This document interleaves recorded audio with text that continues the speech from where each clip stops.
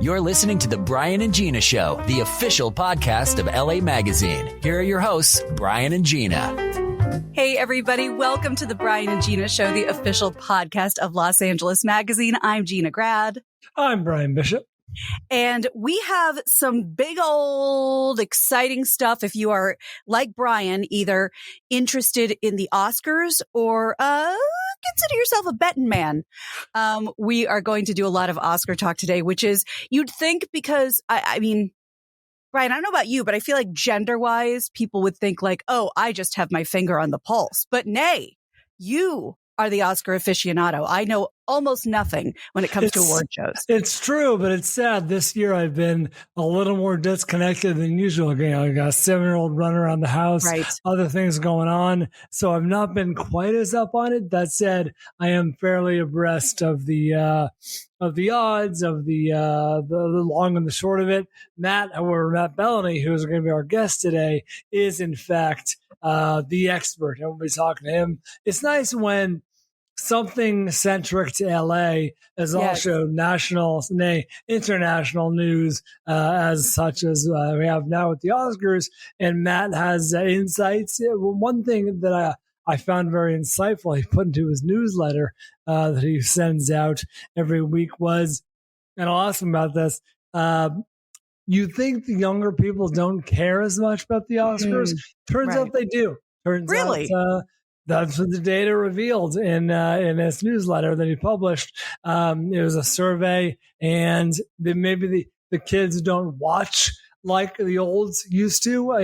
That's why ratings are down, et cetera, et cetera. But apparently they pay attention and they're into it.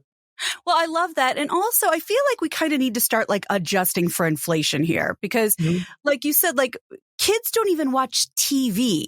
I mean, the fact that I have to, a requirement for my 8-year-old stepson when he's watching TV is it needs to have a beginning, middle, and end. Like, I would like you to watch something on television as opposed to somebody unwrap a box of Mario Brothers stuff. So, like, we just need to recalibrate how we think of ratings because it's not that everyone's instead watching your competitor's show. It's that they're effing around on, they're doom scrolling. Sure, they're finding another stream or another avenue to watch it. Like I think this will be the first year I'm not watching it on traditional television, i.e. cable or satellite. I switched to I'll do YouTube TV last year, and I'll be watching it this year. So I don't know how they tabulate, modern ratings. I'm glad I don't have to keep up with that, but I'll be part of the group that's watching it on a streaming service, I guess. Well, and I miss the old days. I mean, I've just kind of, in general, again, unless I'm up for something or you're up for something, I'm just kind of tapped out of award shows. And I used to like going to like Oscar parties and they give you the little ballots and everyone eats popcorn and it's super fun. But like, I'm just not the authority that I think we all were at one point. So thank God we have you. Thank God we have Matt to guide us through this process. Yeah, more Matt than me. But I'm really trying to think. I don't think I've ever been to an Oscar watch party. Are you serious? Maybe once, but God, I can't imagine anything worse. I'm trying to pay attention. I'm trying to follow along. Honestly, I forget if you were on the Adam Carolla show or not at this point, but were you there when we went to Adam's house to watch? I was. It was my first year, I believe. Okay, that sounds. I got in trouble for bringing cupcakes. That was a truly hellish experience for me, not just because of your cupcakes, but also Adam, as the owner of said house, would pause. We're recording a live podcast. He would pause the broadcast and go on a rant for 20 minutes, and then like catch up by fast forwarding through things. And I'm dying here. This is not how you watch an award show. This is not how I watch an award show. And yet here we are. And here we are. No, that was an odd event. It was odd for you. It was torturous for me. I get it. So we're going to get into all of that with Matt. I cannot wait to hear about his predictions because I pretty much just follow you blindly. Right. And I want to see, but Matt pulls rank on you, so maybe I'll follow him blindly. So Matt, who's been on our show before, the former editor of The Hollywood Reporter, still has, as you can imagine, lots and lots of contacts and just people who, Yeah, he's got the ear, and I guess in some cases the lips. Wow, that sounds weird. He's in on the pulse. He's got the pulse of what's going on in Hollywood, good, bad, ugly, and otherwise. And I will tell you from my outsider perspective, the Oppenheimer is set to dominate the Oscars. You're going to hear a lot of Oppenheimer if you're watching the show. For good, which is taking a step back. This is good for movies. It's good for the Academy. It's what the Academy wants. This is a very popular movie that a lot of people saw. Like, that's been a big problem in the past, recent past, where it's Nobody saw it. Nobody's heard of it. Who the hell saw Moonlight? Who the hell saw Parasite? Like, these are good movies, which of course I saw because I host a movie show. But like, the average person isn't getting a babysitter and going out to dinner and a movie to see Parasite. If I didn't have a screener, I wouldn't have seen either one of them, probably. Precisely. So, as our old friend Dr. Drew used to say, reality on reality's terms. The reality is people will go see a movie if it's a big deal, or if it's good, or if it's an event, or if people are talking about it. And with Oppenheimer, you've got all those things covered. I don't think it's the best movie of the year. It's not the best.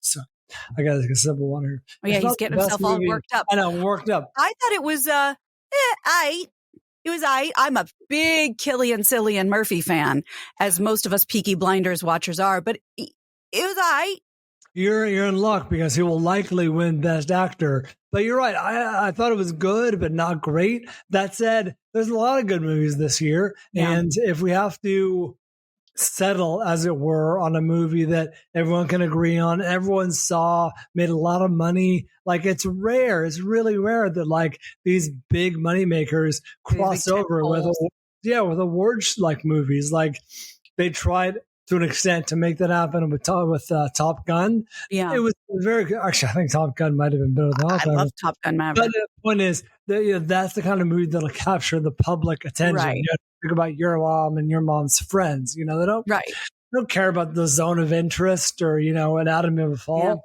Yeah. Despite them being good. I'm going to jump in here and say, let's not blow our wad, because these are all things I want you and Matt to debate. Sure. So, my God, I mean, he's going to be like, why'd you do it all without me? Because you're absolutely right. I feel like I'm setting the table, but yes, you are. Okay. You are correct.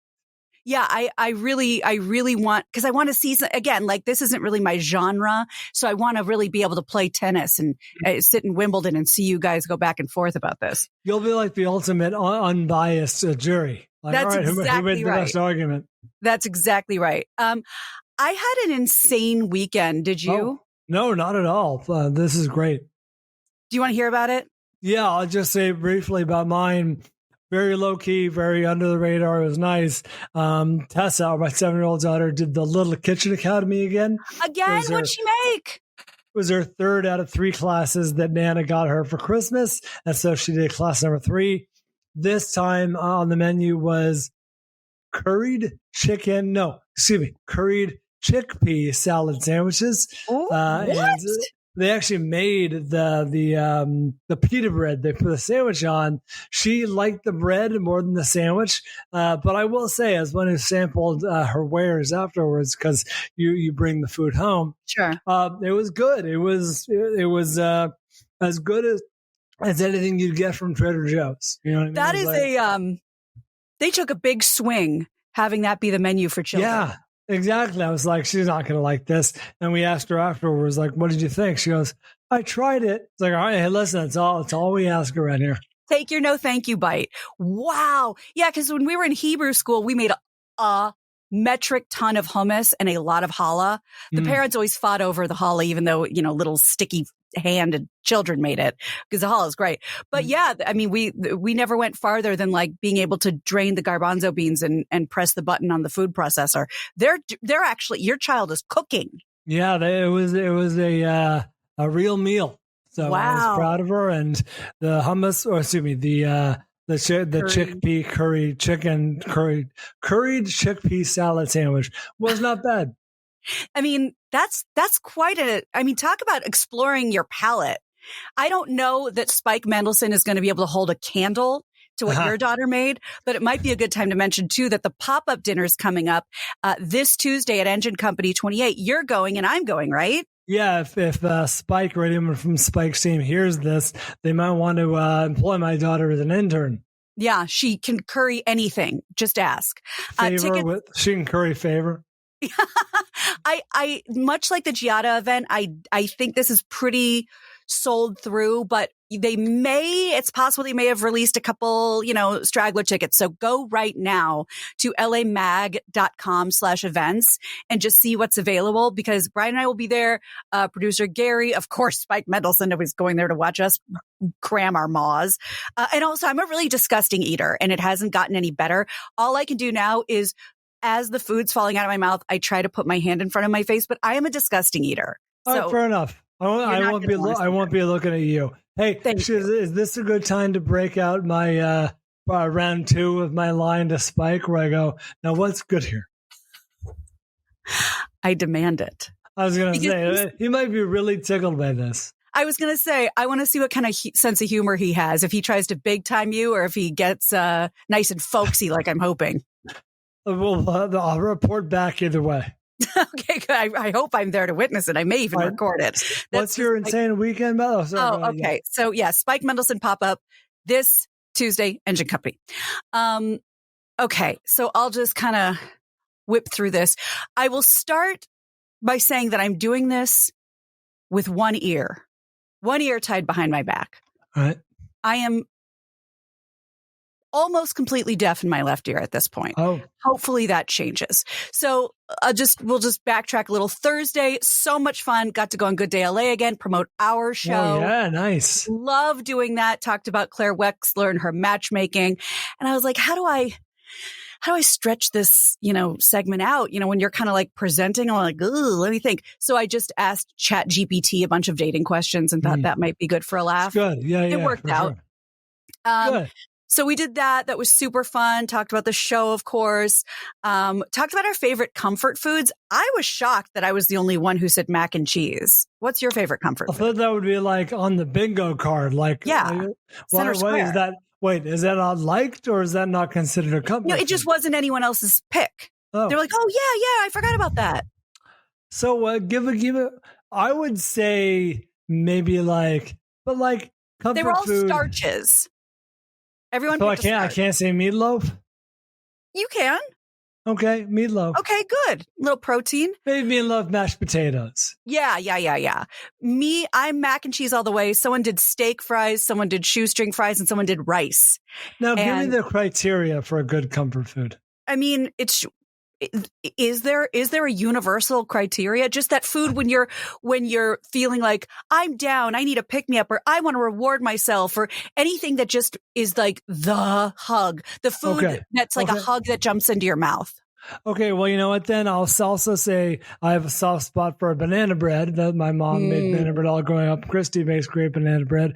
That's my mother-in-law, so I'm surrounded by banana bread. And also, it's labor intensive, but give me lasagna any day. I love making lasagna. Oh, match made in heaven. I am no longer. I love eating lasagna. I honestly don't think it's that labor intensive. I think because for me, it falls into the casserole category. It's great. Dump it, layer, and everybody's happy. So yes, lasagna is a great one. Rice was the other one. French fries was the other one. My other standout, though, that thank God there was somebody Armenian on the panel, because otherwise they would have been like, huh? Truly stuffed grape leaves. Like dolmas. I even buy them by the can at Trader Joe's. Those sound very good, but I would not put them. I mean, your mileage may vary, of course. They're like those. They're like wrapped tight like a cigar, and inside is just rice and like seasoning, like Greek seasoning. I love. It's like briny and lemony, and I will literally buy cans of them if I'm not like at a Greek restaurant. My favorite. Okay, but yes. In general, mac and cheese. So that was really, really fun. I can't wait to go back on. After that, I had to hightail it over to the doctor's office because I've had like a little ear sinus infection, wanted to deal with that. And so I made an appointment with the only doctor that showed up when I did a search on my insurance website. And I thought, oh, please don't be Dr. Nick from The Simpsons. And so I figure they're going to do something that I call an ear fracking. That I don't know if you've ever done, but like they power wash your ear and like so the wax comes out. Oh, thankfully, no. Oh, it's so fun. And I'm in there and I'm ready for it. And he comes in and he goes, "Hey, everybody." That's right. Who knew flammable and inflammable meant the same thing? So he asked me what's wrong. I tell him I think I have earwax buildup. Shoot me with the good stuff. He looks in my ear and he goes, "That's not earwax." Oh, no. Oh, no. Is it an Eddie Van Halen living creature situation? I said, he goes, "I don't know what it is." And I said, "Well, this has took a turn." That's not good. You're the guy who's supposed to know. It gets worse. Excuse me. He opens the drawer and it's full, like, it's full. The rat feed. It's Little Shop of Horrors, like stainless steel knives and daggers and javelins. Oh, yeah. Like, bing, bing, like the light glistening off them. He's the dentist. He takes the sharpest, most serrated, oh my, jagged torture device and just takes a run. Now there may be hyperbole involved in this story. Who's to say? Takes a running start, jams it into my ear. Again, perhaps my hyperbole, but it hurts so bad. Oh and I'm like, ow, ow, it's actually triggering my like choke response. Yeah. It's getting you right here in the jaw, right? I'm like coughing and I keep pulling away and he's like annoyed. And I'm like, sorry, it's just, sorry. And he's like, people forget the ear, nose, and throat are connected. Thank you. Which is what brings on this noise, which I also did on Good Day LA. Yeah. Deep down there. Gotta get it. So, he's doing it and it hurts. And he goes, "I don't know what it is." And I was like, trying to add a little comic relief. And I was like, is it a bug? Yeah. Is it a jelly? Is it, or was it alive? Yeah. Is it moving on its own? So is it sentient? Is it controlling me like Ratatouille? Is it self-aware? So in my humble opinion, because it's in my head, it's whatever it is, it's attached to me because every time he touches it, it hurts so bad. It's covering my eardrum, whatever it is.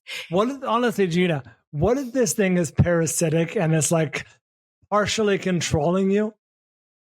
So many things would make so much more sense in the past couple weeks if that's true. So he ends this epic adventure saying, "I don't know, get a CAT scan." And I am in so much pain. I am in so much pain at this point because he's been jabbing at it and it starts to hurt really bad and it starts to feel like it's swollen to the point where, well, I can no longer hear out of my left ear. And this has been since Thursday, last Thursday. So, I go get a CAT scan the next morning and the checkout guy's like, "Okay, so you want her to do an in-house CAT scan?" And the doctor goes, "No, out. God forbid it comes out. I have to deal with it. To quarantine this whole place." So I went the next morning. I went Friday morning. Wait, and was there an explanation of why you couldn't get the CAT scan there? He says he doesn't have the technology. He really wants the whole vibe. Okay. There's different levels of machines. Okay. Right. So I went the next morning and here's what I don't understand. The person doing the CAT scan or is that a CT scan? I believe the CT is computer tomography. I think they're the same. Okay. Well, it was a CT scan. I don't know. CAT scan, dog scan, whatever. So I get in the machine. It's super cool. Like the you have to drink the barium. No contrast, thank Christ. So we're done, and I go, "So what's the vibe? What are we doing?" And they're like, "Oh, I just take the picture." They can't give you the results. But that's the thing. That doesn't make any sense because the doctor said once I get the write up from the CT guy, I will let you know what it says. Yeah, there's a weird protocol that I've come to know and love, which is I'm sure.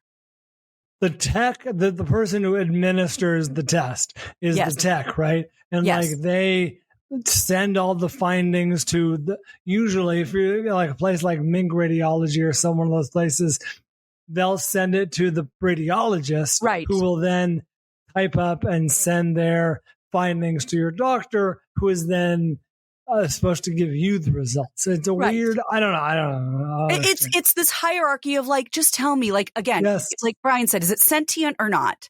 So I can hear almost nothing. It just sounds like a garbled mess in my left ear. It's Charlie Brown's teacher. Exactly. So I leave that feeling different, as John Mulaney would say, and had like a little brunch to go to, but I made sure to sit on the left so everyone else was on my right. I wanted one of those old horns, like those old timey, like, and then you speak right into my horn. How's that? What's that now? Exactly. So did that, struggled through it, but still had a nice time. Then did a really fun double date Friday, and it had a twist. A good twist, but went to a restaurant. Now, you don't know. You refuse to acknowledge that the Valley is home to some of the greatest sushi joints in LA. Oh, I'll allow for that. I assume like if someone said the water on Mars is great, I'd be like, all right, sure. I can't say I can't refute that. So they chose Kiwami, which is a Katsuya restaurant, but a little more casual. Okay. I'd never been, but now I've been twice in the last 48 hours. Nice. And I freaked out. For Kiwami? All you people who want Kiwami, K-I-W. Wait, is it Kiwami or Kiwami? Tomato or tomato? Kiwami. Kiwami. Kiwami. Kiwami. It is so insanely delectable. I couldn't stop thinking about it and then did something about it the next day. Damn. So I'm talking, they're known for their spicy tuna and crispy rice. Nice. We did the miso cod, which is like the greatest thing ever. Buttery, delicious. Yeah. Baked hand rolls, baked crab hand rolls. A sashimi with I'm glad to hear and this. Like crunchy, almost. This is great. Well, number one, French's onions. There's like food things that take over this town for short periods of time. Like when Christy, my wife, and I started dating and even got married early on, we went to a lot of like Dine LA, restaurant offerings. Sure. And felt like 50% of the restaurants offered short ribs as like a offer.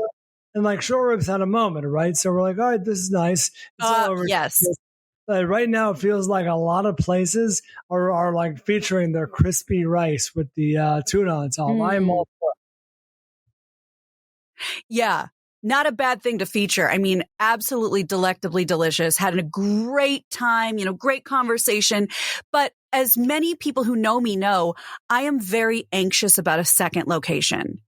I want, when I tell my son, you need to watch something with a beginning, middle, and end. My events need to have a beginning, middle, and end. I don't like open-ended evenings. It's not, I get too nervous.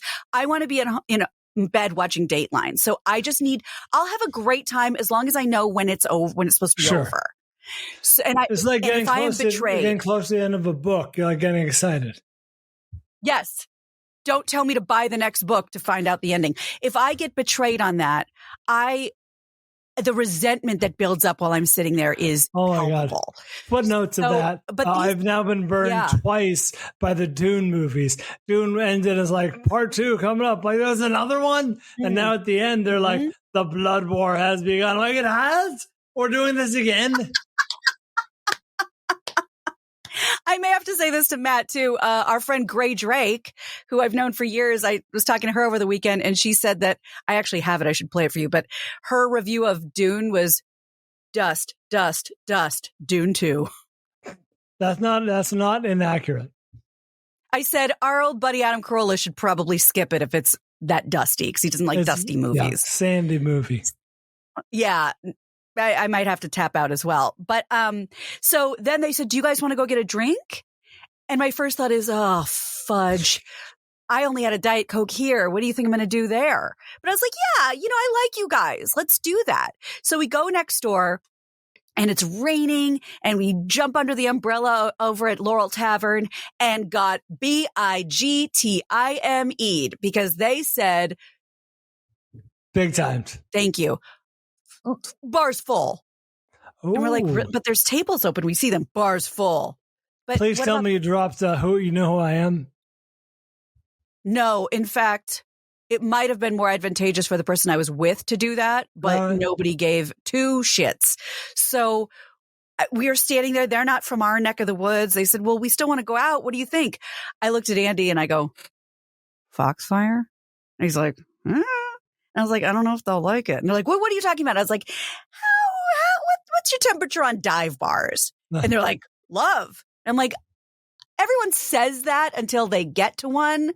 Really, what's your temperature? There's dive bars that are cute and kind of kitschy, and there's dive bars. Yeah. Like you're in a dive.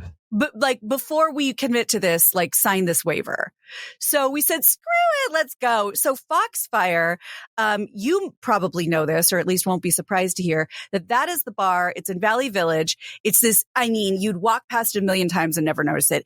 It's the bar that all the William H. Macy scenes were filmed in Magnolia. Yeah. I had Magnolia in my mind. I must have heard this. Yes. That's a divey old bar. Very divey. So he said, it's pouring rain and it'll probably be full and it'll be a shit show. Let's go.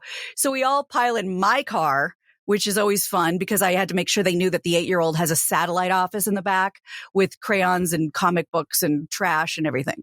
So we get there, we get in, it's busy. I get myself a scotch. Everybody gets a beer. And I know I'm wearing glasses right now, but I have an eagle eye for people about to leave a table. And I am shameless.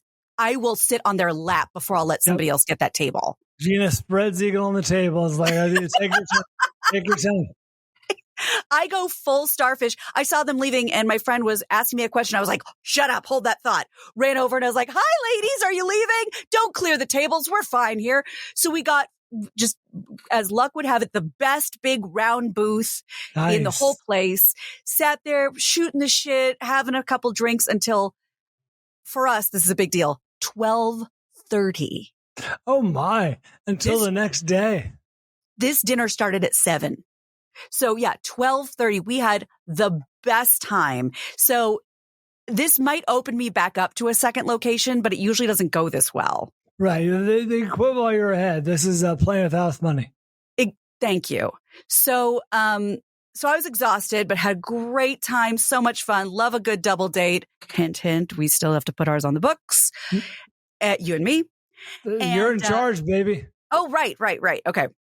I'll figure it out with Christy. You don't need to be involved. I'll just be there or I won't. Yeah, you just get your little tie ready and we'll go somewhere good. Not too good though. I'm not trying to bankrupt anybody. Sure. So the next day I headed down to past the Orange Curtain, deep Orange County. Wow, what a drive that must have been. It was, but it was fun because it was a car full of girlfriends who hadn't seen each other in months. So it was about almost 2 hours to get down to Newport. Our very dear friend Grace was having her birthday dinner at the mayor's table. Excuse you. Now, is that actually the mayor's table or is that the name of the restaurant? It's the name of the restaurant, which I think is like the most waspy, delicious name. That's ever. good. I love it. The only way it could be more is if it was the mayor's wife's table. But yeah, I'll totally go for this. Yeah, it was in this beautiful hotel, maybe called the Lido. I'm not sure, but like on the water, like sure. Grace doesn't mess around. We're all like, hey, who wants to go to Chuck E. Cheese as a joke? And she's like, Yeah, Lido House. Thank you, Gary. Beautiful place that we just sullied and soiled in every way by the end of the evening. The food was delicious. The service was awesome. Has a great bar. I posted a bunch of pictures. I don't have any for the show, so it's been a very busy couple days, but you can head over to @GinaGrad and see all those there, and go to @BallBryan and not see those there. I'm so glad you didn't go to Chuck E. Cheese as a joke. That would have been really debasing yourself. I agree. And Grace, her name says it all. Like, she's one of us, but she's also like not. Sure. Her choice. You know what I mean? Good. Her choice not to go. Exactly. She's class all the way. So we had a great time. Although a couple of the girls who are now mothers, who weren't when I met them, decided that this was going to be, the big night out. Oh boy. Wedding rings were lost. Oh, wow. Oh no. People fell into bushes. Oh, wow. It was so, to me, because, that's not me. I'm just watching the shit show. And at one point, Kristen, our crazy Kristen, who's a mother and one of the most incredible mothers I've ever met, tall, we call her a tall glass of milk, tall blonde from Minnesota. She would not leave Grace alone, just getting in her face and trying to irritate her. Finally, our friend Maggie goes, Kristen, come sit down. Grace doesn't want to talk to you anymore. Yeah, she had a wrangler. Yeah, but everybody had a wrangler that night. So that's great. It was chaos. It was fun. But it's a road game. Like I don't know how many were from Orange County, but I imagine a number of them. Yeah, felt like, hey, when the cat's away, the mice will play. That was exactly right. In fact, it was so funny when one of the girls fell into the bushes. The other drunk one, that's a great question, Gary, that I will address in a moment, whether or not I wore my Alex and Ani. You know what? Let's address it now because I wanted to be classy. Of course, I wore my Alex and Ani bangle as one does. So if you want to be classy, even when you're falling into a bush, wear it. Hey, everybody, what's up? It's Gina Grad. And when you're searching for the perfect piece of jewelry, it can be hard to find a brand you trust. Alex and Ani has been creating meaningful jewelry for over 20 years, designing pieces that connect you with all of life's important moments. With an emphasis on value, there is truly something for everyone. They've recently launched their everyday collection. I could not love it more. These pieces are made from stainless steel and an advanced water-resistant plating method that doesn't tarnish. It has the look of real gold. It's beautiful. I love these pieces because they feel so classic, but they have so much versatility. Alex and Ani are also featuring some gorgeous pieces that I have right here, like Black Lotus, this gorgeous Black Lotus charm necklace, and their Stay Wild pendant, and their Wings of Protection necklace that have a classic and vintage feel. See that? And of course, you can't forget their signature bangle bracelets, which I'm also wearing. And I have a lot of their stuff. I have the numerology bracelets. I have the hula dancer to commemorate a meaningful trip I took to Hawaii. From classic to bold statement pieces, Alex and Ani makes it easy to sprinkle your personality into each piece or make a truly meaningful gift for someone you care about. Meanwhile, you can take comfort in knowing that you're shopping with a socially conscious brand, as Alex and Ani has donated over $60 million to nonprofits worldwide, connecting fashion and philanthropy in an easy, fun, affordable way. Right now, Alex and Ani is offering our audience 20% off. So check their gorgeous collection out at alexandani.com and use the promo code MIDAS. That's MEIDAS at alexandani.com. Use that promo code at checkout for 20% off your order. Come and get something beautiful. So anyway, thank God I didn't lose any of my jewelry. So it just so happened that 3 out of 20 of the girls who were there are registered nurses. Oh, thank And they were God. all like, she's fine. The girl's fine. But the other drunk girl's like, everybody back up, give her air, put her legs up. And the nurses are just standing there laughing, being like, we got to let this play out. Let's see what first aid by rubes look like. Chairs were dragged onto the lawn. It was messy. Was the night spent down there? Yes. No. Okay. No, I'm sorry. We ended up leaving around 10 and drove back up. Of course, I was sober. The driver was sober. The rest of the girls were just out of control. It's so out of control. In fact, do you know where El Sereno is? Sounds very familiar. But not off the top of your head, right? No. Me either. We ended up at a Taco Bell parking lot in El Sereno. Not a Mad Lib. Oh, is that's a place? Yeah. It's like south. El Sereno. La Serena means the mermaid. Oh, beautiful. This must be the merman. The merman. Yeah. Oh, I like that. Yeah, we ended up in a random Taco Bell parking lot in El Sereno stuffing our faces.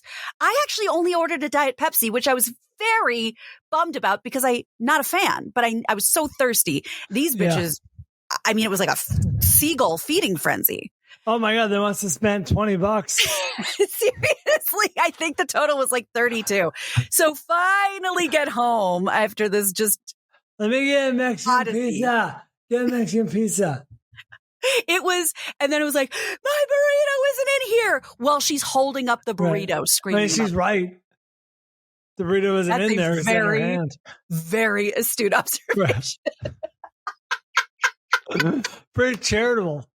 So just to wrap things up, because I cannot wait for our guests to come.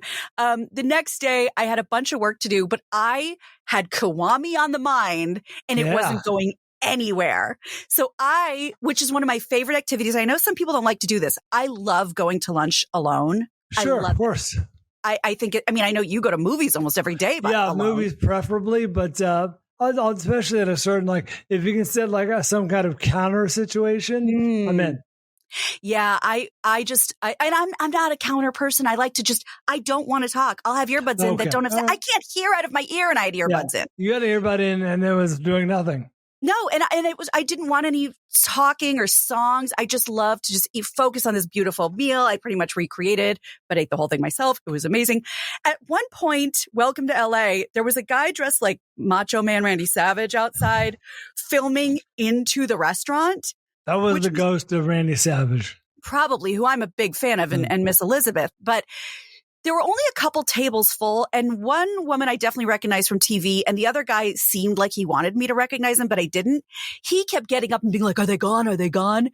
And like the manager kept trying to like shoo this guy away from the window. I have no idea what was going on, and I didn't care because I was eating. It was weird, but it was fine. It was very LA. All right. Yeah. So did that, loved it.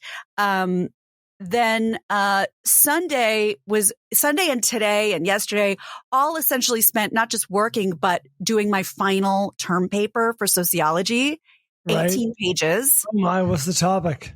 There's 3 topics. It's the uneven ratio of male to female birth rates in China and India. Oh, but being born, sure. I'd imagine male birth rate is 0, but you're saying males being born. There could be a skosh of infanticide involved, but it's under a larger umbrella. The decline of the nuclear family, which I would love for you to read my paper on. I was full of piss and vinegar. With this guy who wrote it, and taking care of the largest elderly population that America's ever had to deal with. Thanks, baby boomers. So these were all questions I had to answer about these topics, and it was a real slog. But I got 100 out of 100 last time, and I don't want to rest on my laurels, but I'd like to do that again. So it's been very busy. Finally, yesterday ended with my final rainbow healing out of my 8 sessions. Oh, yeah. It was awesome. Here's the thing. For people who are on board, like you to an extent, and your wife, and like, she had Meredith Sloan on her podcast, What Nobody Tells Us. Correct. And we've had her on, and it was awesome. And basically it did, the in-person one that left me like literally vibrating for like 4 days. This was a breakdown of each chakra every week. Oh. And really interesting because I don't know anything about that stuff. People think I would because I'm like a wacky chick, but I don't. So it's just an hour-long meditation with a group of women that are very kind of full of characters and very cool. And the last one was you go through the entire body of rainbow chakra. And for those of you who are not on board, be proud of me for this. I have a real problem finishing things and not bailing on things and talking myself out of stuff midway. You know what? I'm just proud that I did all 8 sessions and never missed one and had a great time. Nice. So were there a few tears at some point? Were there a few like epiphanies? Totally. Were there some sessions where I was just like, what did I miss? What am I doing here? Sure. Because that's where I'm at. But like now I know about the head chakra and the third eye and the throat and the heart and the sacral and the root. And it's great. It's what's the benefit? What's the downside of learning something new? What do you have to lose? Exactly. So that was very, very cool. Do we know what's in your ear? No.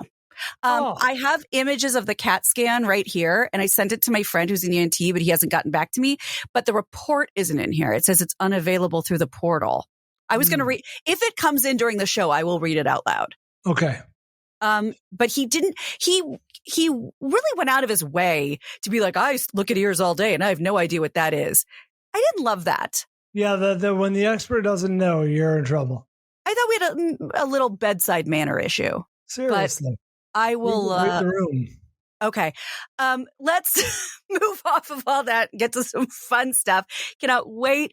Matt Belloni is going to tell us all about the Oscars.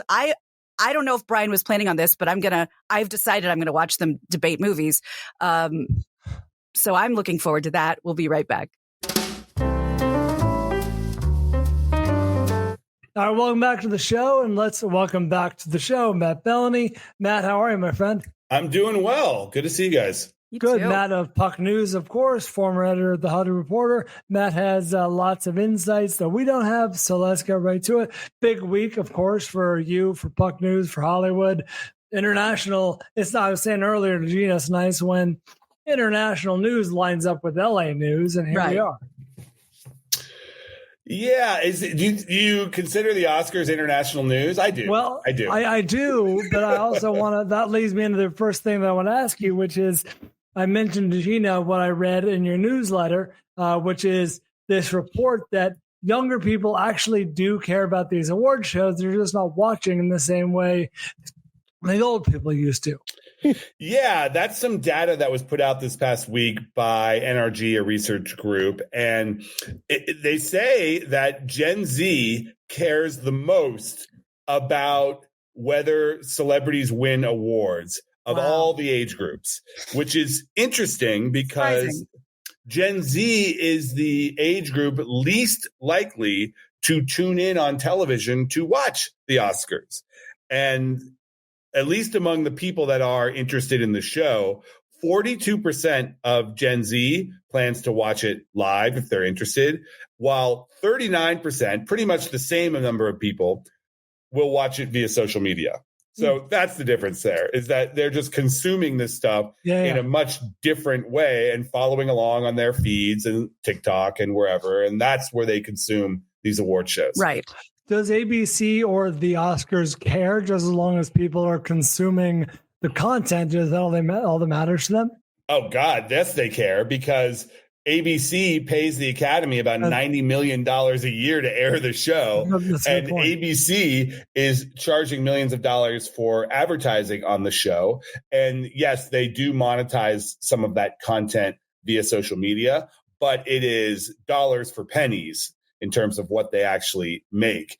And if the next generation of Oscar fans is being trained to watch this stuff on social media, it's only a matter of time before the television broadcaster says, we're not going to pay you $90 million a year. And then where does that leave the Academy? Because that is the Academy's entire budget. It comes from television licensing. Well, and that's becoming a quickly outdated way to do things anyway. We were just talking about how kids don't watch TV. They don't watch TV at all. I have to force my 8-year-old to watch something with a beginning, middle, and end, as opposed to somebody unboxing a thing of Pokemon cards. So, they're going to have to catch up eventually. I wonder how do they factor those into their ratings?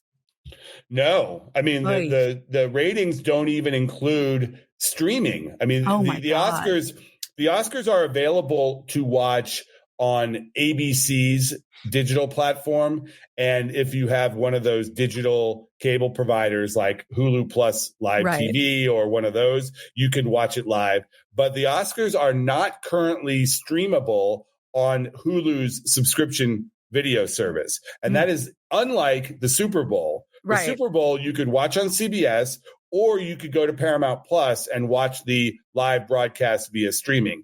That is not the case for the Oscars. And it has to do with the relationships with the affiliates, and the affiliates want live broadcasts that are exclusive to television. It also has to do with the fact that Hulu was not built on the back of ABC, as Peacock and Paramount Plus were built on the back of NBC and CBS. Hulu was jointly owned by the studios, and then Disney ultimately bought out control.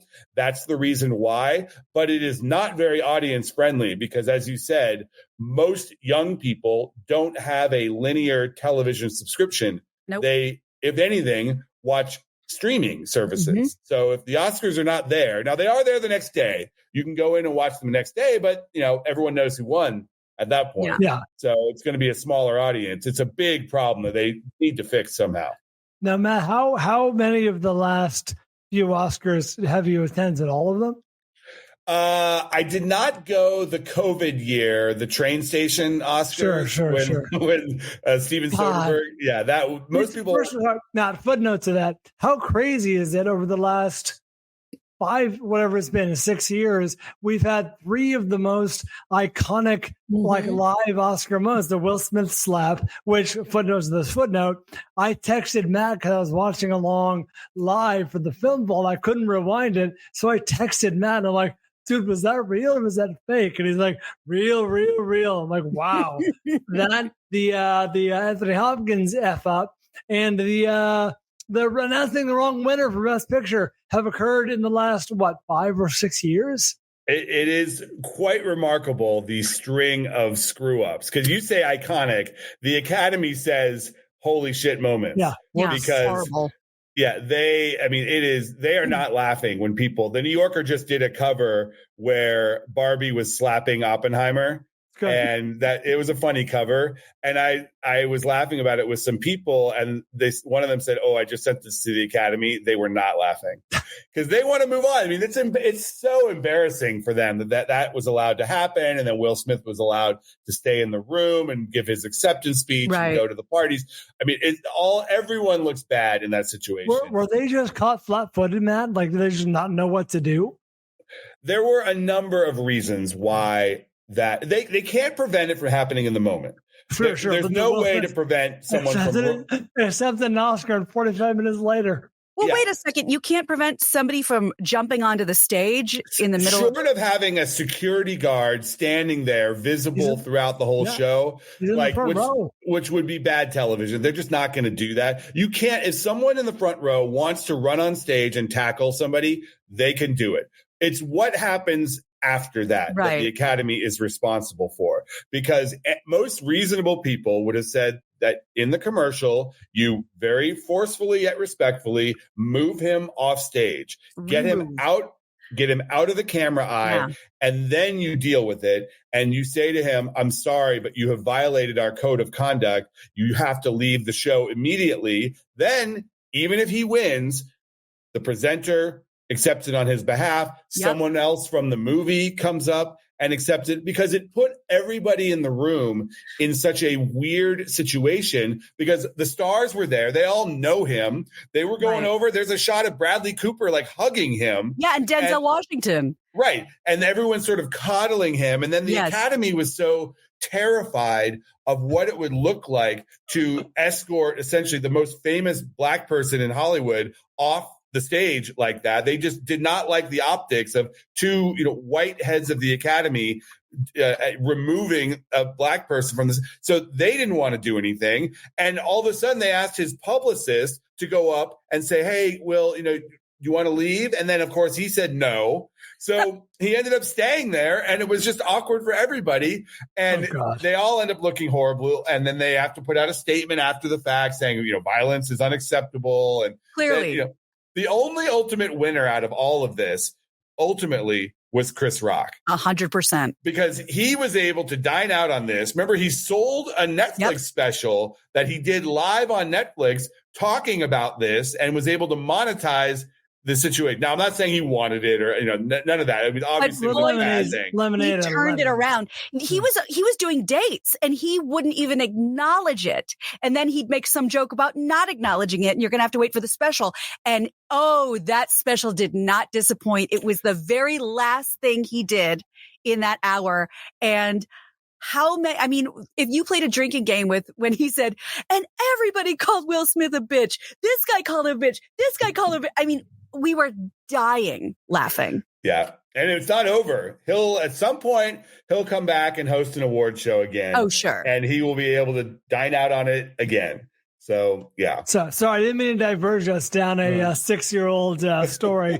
Let's catch up to this year. Matt, who are you wearing? No, I don't care. This year looks like Oppenheimer's going to take most of the awards. It's a pretty heavy favorite in certain categories. Do you see, off the top of your head, Matt, any upsets brewing on the horizon? I don't see Oppenheimer being upset in the main categories. Picture and director are a lock.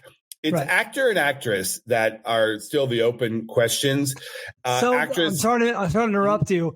I'll just give the particulars. Robert Downey Jr., Cillian Murphy for Best Actor at Oppenheimer is favored right now over Giamatti. Yeah, Giamatti for the Holdovers, which I don't know, man. Giamatti was really good. He was, and that would be a nice sort of career honor for Giamatti, who famously was not even nominated for Sideways, which a lot of people thought he should have won that year. I just feel like the Oppenheimer train is going to just, plow through Giamatti here. And Cillian Murphy is the center of that film. Typically in years when a big splashy biopic ends up winning Best Picture, the actor who starred in it also ends up winning, going all the way back to like Gandhi. But I just think that actress is the better toss-up. Because so this is coming out of the wire. This is Lily Gladstone from Killers of the Flower Moon and Emma Stone, from Poor Things. Right. And who are the main contenders. Yes, those are two. There are others, but it's really down to the two of them. And I think Emma Stone will ultimately end up winning here because it is the flashier performance, and that tends to be the one that ends up winning. The wild card here is that the representation issue is such a hot issue in Hollywood. This would be the first Native American woman to win Best Actress, and that has been the centerpiece of their campaign. Lily Gladstone is not in the movie as much as Emma Stone, obviously, and some of the others. Arguably, it's a supporting performance. But I was surprised she was lead actress, but here we are. They chose from the beginning to push her as lead, and I think it was a smart choice because it said something about the movie itself and the story that was being told in that movie.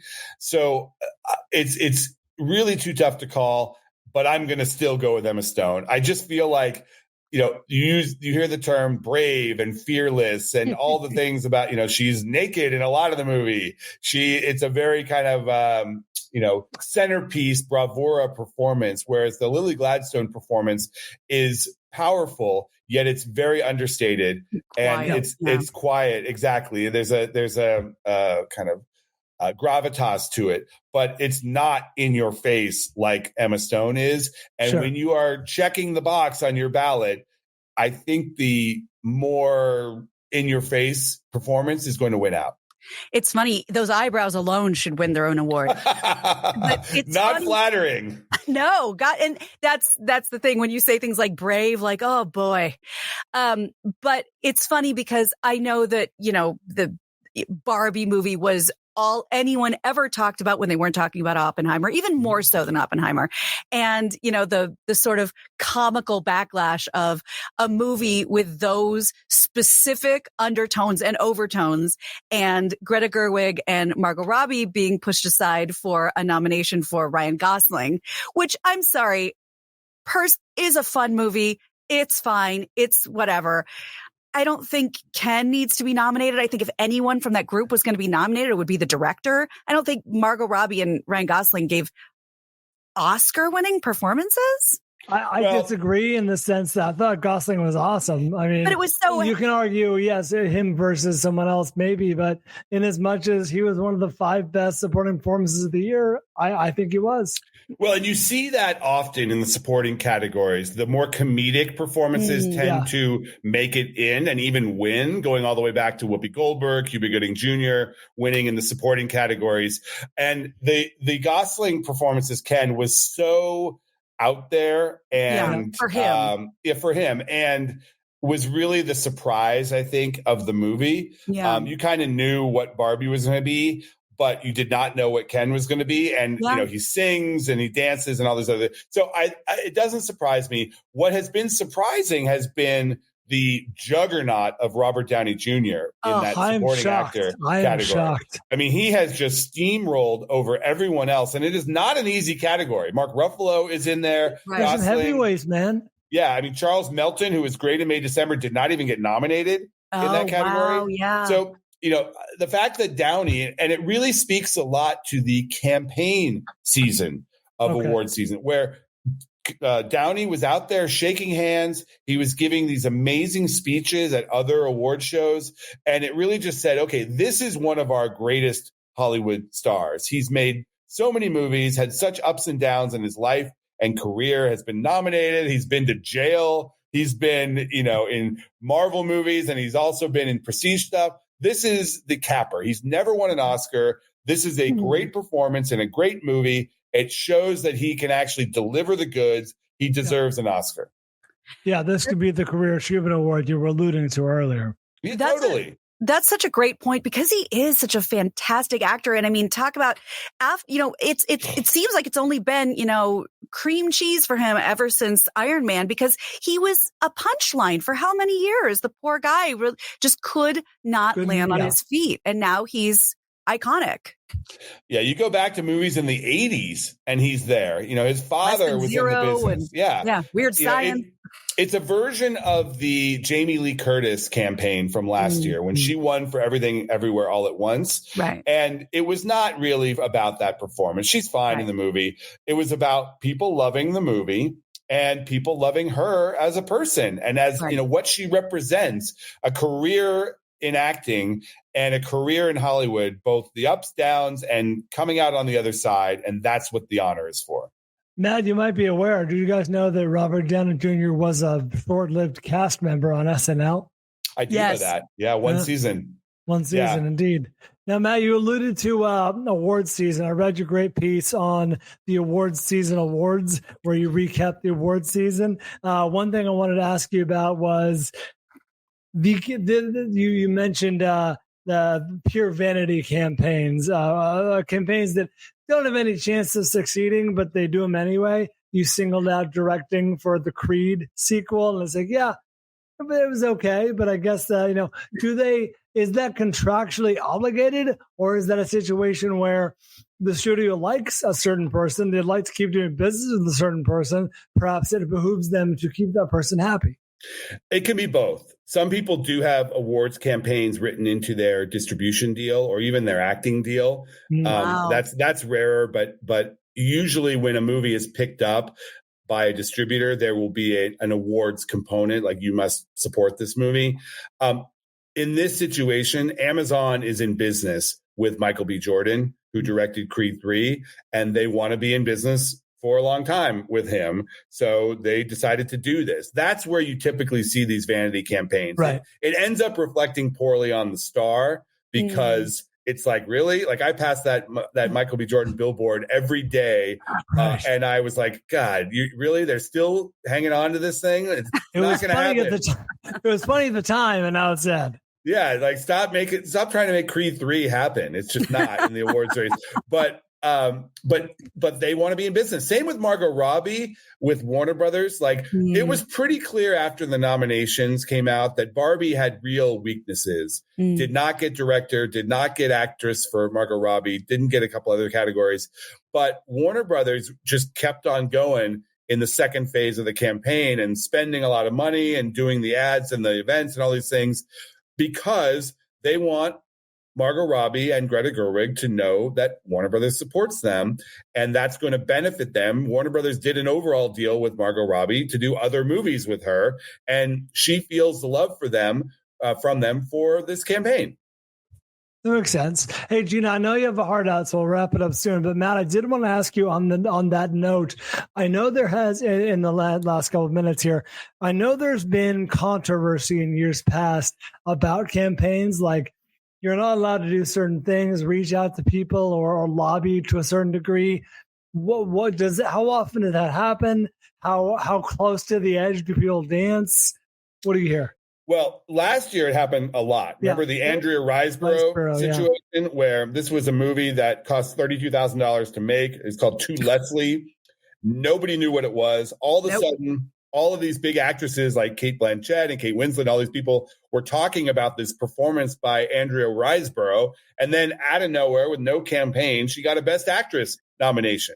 Now, there was controversy about that because the director's wife and a couple of other Academy members were essentially calling and emailing people in the actors branch to vote for this and to talk about it on social media and at events. And the Academy actually changed the rules this summer to outlaw those kinds of harassment campaigns that are associated. I mean, I would call it a harassment. People were getting multiple phone calls and emails saying, please come see this movie. Yeah. We'll send you a shuttle. We'll send you a shuttle to take you to the screening. That's how I landed my wife, a targeted harassment campaign. Come on, they work. Yeah, well, this one worked. And this year we saw it a little bit. There's an Ava DuVernay movie called Origin. Yeah. John Bernthal. And yes, a very small movie about sort of the racial caste system around the world. And she tried the same thing. She had people endorsing it. She tried to get, all these different emails out there to people and screenings and people coming forward, and it didn't work. The film did not get nominated. Maybe they weren't as aggressive. Maybe it wasn't the right people that were saying this stuff. But there was an actress named Frances Fisher who was involved in both, and one worked, one didn't. Now, I know we were up against it, but there was talk before we fired up the mics that you've been to several of the actual Oscar events, and not just as a seat filler, like I think I did when I first moved here. And you're planning on going again. Could you just kind of give us a little taste of what it's like, from arrival to ending? Because none of us know. Sure. It's actually a huge pain in the ass. and I say that lovingly. I enjoy going. It's a great LA experience to go to the Oscars, but you have to get in your car. And the funny thing is my wife used to drop me off. Our little kid would be in the back seat, and she would drop me off as if she were a limo or something. Driver. Yeah, exactly. But you have to go through the security gauntlet, which, there's only one way in, one way out. Sure. They block off all the roads around Hollywood, put up fences so the fans or any potential harm could not come to the show. Ne'er-do-wells. And once you go through this like juggernaut of dogs and mirrors under your car, and they make you stop, and then you have to lift up the trunk, and they look in the trunk, and they interrogate everything. Then they finally all of a sudden drop you on the start of the red carpet at Hollywood and Highland. And then you go through another round of security inside the tent where they essentially, pat you down and make you go through like airport style security. Then they split you off. So the stars and their direct handlers go to the left, and everybody else goes to the right. The left is the red carpet that you see on television with, all the different, all the different people. Look over here. Yeah. Totally. And then the right is everybody else who's not famous and is not, nobody wants to interview them. Right. And then they converge right at the entrance of the Dolby Theater. So you are in the mix with everybody. And when I was at Hollywood Reporter would have a spot right there to interview executives. Because we would do photos and we'd do a photo thing of just the executives, which always led to a fun game called Date or Daughter, where you would have to discern whether the male executive was attending with his date or with his daughter. And sometimes it was a very awkward conversation. Was it ever a crossover? No, it was not. But we played a similar game at the Grammys. That is so funny. Yeah, because sometimes they would say, "Oh, this is Stephanie." And you'd be like, what's Stephanie's last name? Going into? Yeah. Would you like some milk? You try to be nice, be like, Stephanie's last name, and he'd be like, it's my daughter. So like, as obvious. If we should have known that, right, but yeah. Right. So then you go up into the ballroom, and even there it is segregated by class, because the way the Dolby Theater is, you enter and there are different entrances and exits for each row or for each level. So if you are in the upper nosebleed level, you don't even get to interact with the stars on the bottom level who are going in there. And I've sat in both. I've sat on the orchestra, and I've sat at the very top. And it is a different experience when you are at the very top. Let me posit this theory. This to you, because I've often said it's crazy that they make the secondary nominees, right? The editors and the documentarians and the whatever sit in the back because it takes them the longest time to walk up front. Wouldn't it make more sense from a TV perspective to sit the big stars towards the back? Because then you're getting that extra 20 seconds of screen time as they walk towards the front. Good idea. The Stars probably wouldn't. Let's end it there. Let's end it there. Keep going. I mean, I see what you're saying. I understand, of course. You want Will Smith or whoever in the front row. Right. And although there is a nice, ultimately, anytime a star trips or falls over someone or whatever, it's a viral moment. Jennifer Lawrence, when she trips going up to the podium, that's still a clip you see everywhere. Absolutely. That is a prop bet every year. Will a winner fall on their way to the stage? And I'm always tempted, but then you have to read the fine print. It's like must actually fall to the ground, not just stumbled or staggered. Oh, that's a bad bet. Yeah, exactly. Because they're always going to catch the hem of their dress. Yeah, that's going to be one out of every 50 years, if that. Right. So these shows are long. And then, of course, when you're in the room, you're pausing for, commercial breaks and things like that. Is there any sort of entertainment going on during the pauses, or is it just schmooze time for the people downstairs? Other than alcohol, because the bar is open. Nice. Yeah, because you can go in and get a drink at the bar. In recent years, they've started putting little snacks in there. There's popcorn or other little things in there. But other than that, there's not really entertainment. It's just schmoozing. And, for me, I'm, usually tweeting or emailing people or like talking about different things that are going on. And then right after the show ends, everybody hightails it to the governor's ball. Yeah. And there is a great selection of food there.